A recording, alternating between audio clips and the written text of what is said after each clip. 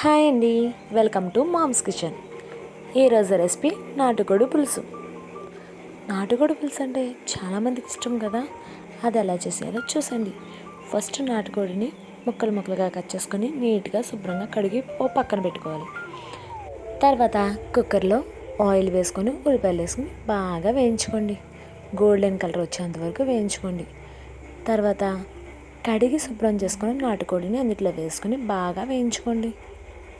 అలాగే అందులో కొంచెం పసుపు వేసుకొని బాగా తిప్పుకొని వేయించుకోండి.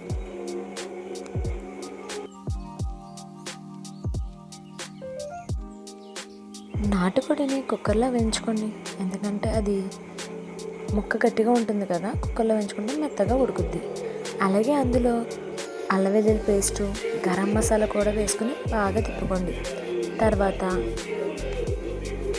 కారం, రుచికి సరిపడే ఉప్పు కూడా వేసుకొని బాగా తిప్పండి. తర్వాత అందులో సరిపడే నీళ్ళు వేసుకొని కుక్కర్ పెట్టేసుకోండి. అంతే, నాటుకోడి పులుసు అయిపోయినట్టే. ఒక 5 or 6 విజిల్స్ వేయించేసుకొని చల్లారిన తర్వాత ఓపెన్ చేసి ఇంకా వాటర్ ఉంటే గ్యాస్ మీద పెట్టుకొని ఉడికించుకోండి. అంతే, నాటుకోడి పులుసు రెడీ అయిపోయింది. టేస్ట్ అయితే వేరే లెవెల్లో ఉందండి. ఒకసారి ట్రై చేసేయండి. Okay, Maravanta, please like, share and subscribe my channel.